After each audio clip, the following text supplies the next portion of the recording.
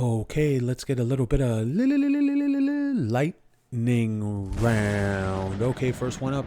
So the client wouldn't leave the fake rented children if, what? I mean, if they're real? Because they're not. Let's go ahead and say first that they're real. We'll have to get rid of the conspiracy. We'll just go with it, right? Editor-in-chief of Majesty Magazine, Ingrid Seward, said that the client wouldn't leave Meghan. Of course, we love the odds. Just get out of here. Wouldn't leave Meghan as he would never want to leave his children. Well, first of all, we got to prove they exist. How about that? She said, quote, I think that they are dependent on each other. Ugh. Okay. He wouldn't leave the children. You know, when you're talking about being dependent on each other, what dependence does he have unless he really is a child? And we've seen that especially with this whole fake royal household thing. We've seen that he can't even put his pants on. He needs someone to hold them for him. I mean, of course, he doesn't wear a belt or a tie. He looks like an infant. But this, dependent on each other, I think Meghan is dependent on him because if it wasn't for him, she'd be a nobody. But if Harry left her, I feel like the guy could still do something. He's still the prince. He's still Diana's son. He's still who he is. I really have a hard time thinking. Now, the children is one thing, of course, because as a father, I would never want to leave my children either.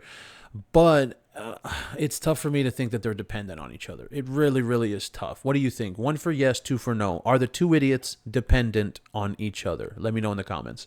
All right, next one. Meghan's suspiciously perfect life after her baffling garden haul. Well, the problem is, for me, I mean, of course, not paying attention to Godzilla right there.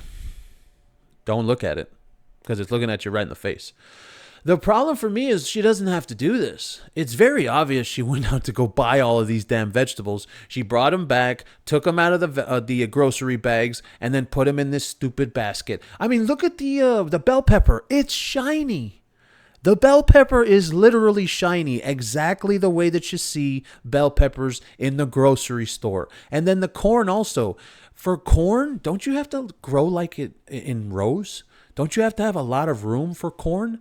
And it's also not dirty. Where's the dirt? Same thing with the onions. Same thing with the carrots. These carrots look way too big. They're the other carrots that we saw out of her garden were like that big. They were very little because she doesn't know how to garden. Right? The whole thing, and this is why I've said it so many times, she doesn't have to do this. But she does it. Ugh, Godzilla.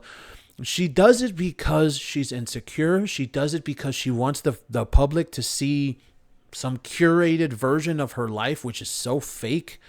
But why? You know, all I got to say is she's not good enough.